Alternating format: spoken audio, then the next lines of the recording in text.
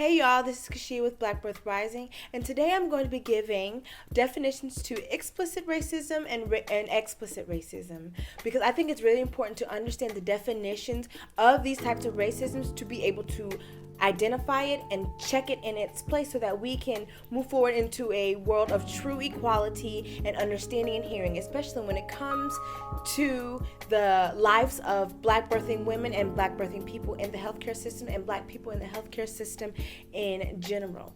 And also, when you learn these definitions of these words, you'll be able to see them outside of the healthcare system and see how it affects our daily lives, our interactions with one another, and our actions and the actions of others who seek out to separate, So, first of all, we're going to start with the word explicit racism. This is overt, intentional, obvious racism.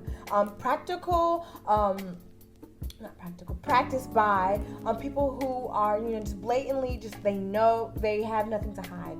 They, for a fact that they dislike someone for their race, color, creed, and things of that nature. So examples of these would be racial jokes, publicly and consciously supporting racism in every way, whether it be within their speech, their shirt, or memorabilia or regalia that directly is associated with the degradation and oppression of another racial group.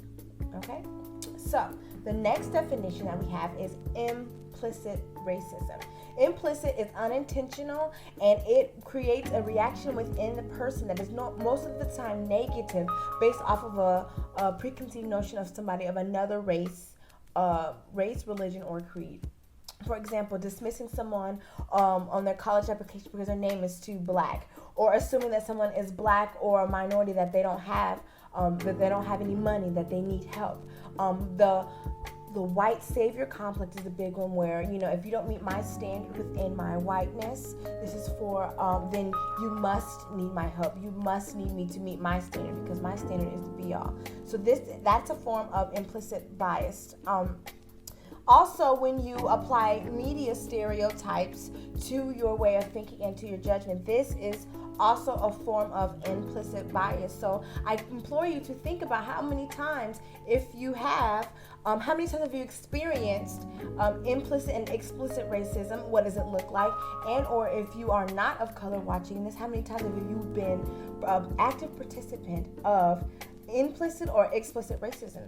A lot of this causes a lot of people to check themselves. A lot of things will have people to check their surroundings. If you're a person of color, you will begin to see, wait a minute, did I just get judged? Was that a form of implicit and or explicit racism? And the reason why the definitions of these two are so important is because it's being applied in our everyday policies when it comes to healthcare, when it comes to education, when it comes to livelihood, when it comes to all of these things. And this is what's happening to black mothers within the birthing community. It's an assumption that she is not knowledgeable of her body and what she needs, that she doesn't have enough, that she doesn't have a spouse, or a spouse or a partner or another parent within their lives, that she's doing it all alone. So it's that stigma that is being applied in the birthing community, whether within policy making, within healthcare workers, in all aspects of it. It's an assumption that needs to be killed, both implicit and